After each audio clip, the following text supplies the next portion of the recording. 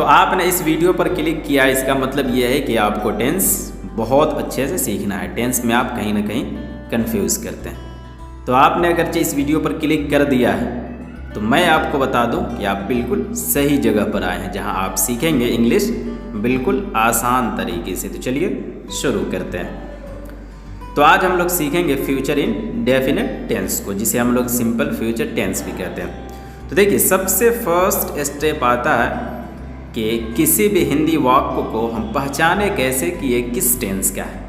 तो आज हम लोग फ्यूचर इंडेफिनिट टेंस को सीखेंगे, इसलिए सबसे पहले ये सीखेंगे कि हिंदी वाक्य को पहचाने कैसे कि ये फ्यूचर इंडेफिनिट के सेंटेंस हैं। तो देखिए, कोई भी हिंदी वाक्य अगर गा, गे, गी से ख़त्म हो रहा, एक बार फिर सुनिए, कोई भी हिंदी का वाक्य अगर गा, गे, गी से ख़त्म हो रहा हो तो इसका मतलब ये हुआ कि वो फ्यूचर इंडेफिनिट का वाक्य है, फ्यूचर इंडेफिनिट के रूल के हिसाब से बनेगा।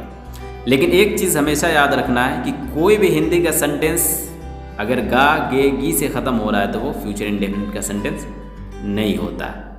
एक शर्त ये होता है कि वो काम फ्यूचर में होगा, मतलब जिस काम की बात हो रही वो काम फ्यूचर में होगा। चलिए एग्जाम्पल के थ्रू पहले इसे समझते हैं। मैं दिल्ली जाऊँगा, एक काम है दिल्ली जाने का, होगा कब?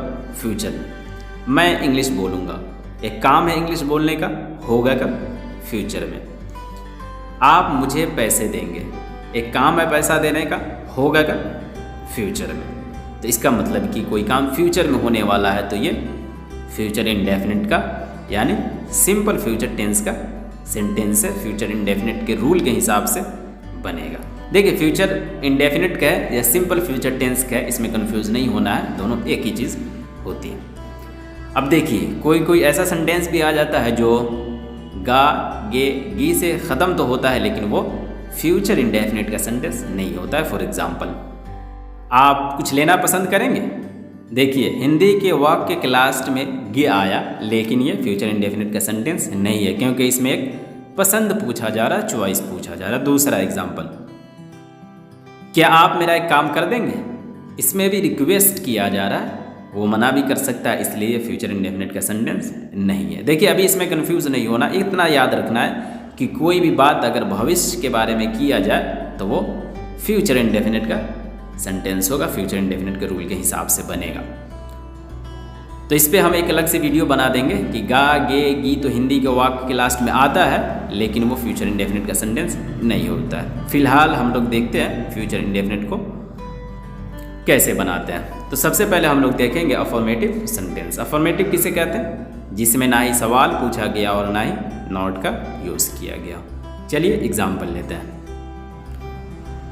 एग्जाम्पल से पहले स्ट्रक्चर देख लेते हैं इसका कि फ्यूचर इंडेफिनिट का स्ट्रक्चर क्या होता है। तो स्ट्रक्चर होता है subject plus will plus verb का first form plus another words.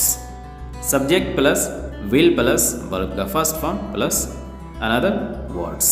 अब देखिए, यहाँ पे हम सिर्फ विल का बात कर रहे हैं, वो इसलिए कि मॉडर्न इंग्लिश में शैल का यूज़ अब नहीं होता। हाँ, अगरचे आप चाहें तो आई और वी के साथ शैल का यूज़ कर सकते हैं। एग्जाम्पल देखिए, वह आज आएगा, इसका क्या बनेगा?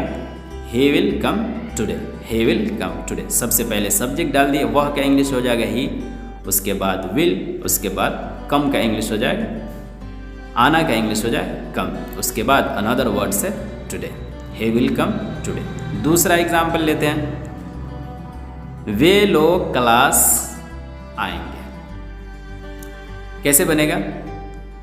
They will come to class, they will come to class. कैसे? सबसे पहले वे का इंग्लिश बनाए दे, मतलब कि हमारा सब्जेक्ट, उसके बाद विल डाले, उसके बाद वर्ब का first form, they will come today. तीसरा एग्जाम्पल लेते हैं, आप मुझसे 2 महीने बाद मिलेंगे। बनाइए, कैसे बनेगा? You will meet me after 2 months, you will meet me after 2 months। कैसे? स्ट्रक्चर के हिसाब से देखिए, सबसे पहले सब्जेक्ट, तो आपका इंग्लिश हो जाएगा, मतलब सब्जेक्ट यू हो जाएगा, उसके बाद विल डालना है, उसके बाद वर्ब का फर्स्ट फॉर्म। तो मिलना का इंग्लिश होता है मीट, उसके बाद another word, me after 2 months। तो हो जाएगा you will meet me after 2 months। तो हमने अफर्मेटिव देख लिया। अब चलिए देखते हैं फ्यूचर इंडेफिनिट वाले सेंटेंसेस को नेगेटिव में कैसे बनाते हैं। तो स्ट्रक्चर देखते हैं, subject plus will plus not plus verb का फर्स्ट फॉर्म, उसके बाद अनदर वर्ड्स। देखिए कभी कभी कन्फ्यूज़न होता है कि नॉट कहाँ पे डालें, तो एक चीज़ याद रखना है कि नॉट को हमेशा तीसरे नंबर पे पुट कर देंगे, रख देंगे। तो चलिए एग्जाम्पल है, वह आज नहीं आएगा। सेम एग्जाम्पल लेते हैं ताकि बहुत अच्छे से आपको समझ में आए। वह आज नहीं आएगा, इस स्ट्रक्चर के हिसाब से बनाइए। he will not come today, he will not come today। कैसे? सबसे पहले सब्जेक्ट डालें, वह का इंग्लिश हो जाएगा ही, जो कि हमारा है सब्जेक्ट। उसके बाद विल डालना, उसके बाद नॉट, उसके बाद अनदर वर्ड्स, वर्ब 1 कम, उसके बाद अनदर वर्ड्स क्या है? टुडे। हो जाएगा he will not come today। दूसरा एग्जाम्पल लेते हैं, वे आज नहीं आएंगे।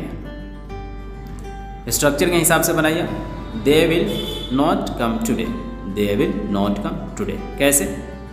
सबसे पहले सब्जेक्ट डालेंगे, तो वे का इंग्लिश क्या होता है? दे, जो कि हमारा है सब्जेक्ट। उसके बाद डालेंगे विल, उसके बाद नॉट, उसके बाद वर्ब का फर्स्ट फॉर्म, उसके बाद अनदर वर्ड्स टुडे। तो क्या हो जाएगा? They will not come today. तीसरा एग्जाम्पल लेते हैं, आप मुझसे 2 महीने बाद नहीं मिलेंगे। स्ट्रक्चर के हिसाब से बनाइए, you will not meet me after 2 months, you will not meet me after 2 months। कैसे? स्ट्रक्चर के हिसाब से बनाइए, सबसे पहले यू, जो कि है हमारा सब्जेक्ट, उसके बाद डालें विल, उसके बाद नॉट, उसके बाद वर्ब का फर्स्ट फॉर्म मीट, उसके बाद another words me after 2 months। तो हो जाएगा you will not meet me after 2 months। Negative पे देख लिए। अब देखते हैं इंट्रोगेटिव। इंट्रोगेटिव किसे कहते हैं? जिसमें कोई सवाल पूछा गया। इससे पहले हमने सीखा नेगेटिव। नेगेटिव मतलब जिसमें नॉट का यूज़ किया गया। तो इंट्रोगेटिव का स्ट्रक्चर देखते हैं। तो सबसे पहले विल डालेंगे, उसके बाद सब्जेक्ट डालेंगे, उसके बाद वर्ब का फर्स्ट फॉर्म डालेंगे, उसके बाद अनदर वर्ड्स डालेंगे। देखिए इंट्रोगेटिव बनाने के लिए क्या करते हैं, किसी भी टेंस का जो भी हेल्पिंग वर्ब होता है उसको सबसे पहले डाल देते, उसके बाद सब्जेक्ट डालते हैं। यही हमारा इंट्रोगेटिव होता है। एग्जाम्पल देखते हैं, क्या वह आज आएगा? सवाल पूछा गया मतलब इंट्रोगेटिव है। तो कैसे बनेगा? Will he come today, will he come today. कैसे? स्ट्रक्चर के हिसाब से देखिए, सबसे पहले विल, उसके बाद सब्जेक्ट, उसके बाद वर्ब का फर्स्ट फॉर्म, उसके बाद another words. Will he come today. दूसरा एग्जाम्पल लेते हैं, क्या वह आज क्लास आएगी? कैसे बनेगा? Will she come to class today, will she come to class today. कैसे? स्ट्रक्चर के हिसाब से देखिए, सबसे पहले विल, उसके बाद सब्जेक्ट जो कि है हमारा शी, उसके बाद वर्ब का फर्स्ट फॉर्म, उसके बाद another words to class today. हो जाएगा will she come to class today. Last example लेते हैं, क्या आप मुझसे 2 महीने बाद मिलेंगे? कैसे बनेगा? Will you meet me after 2 months, will you meet me after 2 months। कैसे? स्ट्रक्चर के हिसाब से बनेगा, सबसे पहले हेल्पिंग वर्ब जो कि है हमारा विल, उसके बाद सब्जेक्ट, उसके बाद वर्ब का फर्स्ट फॉर्म, उसके बाद जो भी हमारा ऑब्जेक्ट है या अनदर वर्ड्स है उसको डालेंगे, मी आफ्टर 2 months। तो हो जाएगा will you meet me after 2 months। तो आज हमने सीखा फ्यूचर इंडेफिनिट का अफर्मेटिव वाले सेंटेंसेस को कैसे बनाते हैं, नेगेटिव वाले सेंटेंसेस को कैसे बनाते हैं और इंटरोगेटिव वाले सेंटेंसेस को कैसे बनाते हैं। उम्मीद है कि आपको बहुत अच्छे से समझ में आया होगा। अगर कहीं कन्फ्यूज़न है तो एक बार वीडियो को और देखिए, पूरा कन्फ्यूज़न क्लियर हो जाएगा। तो आज के लिए इतना ही था, फिर मिलते हैं किसी न्यू लेसन के साथ। जब तक के लिए अलविदा।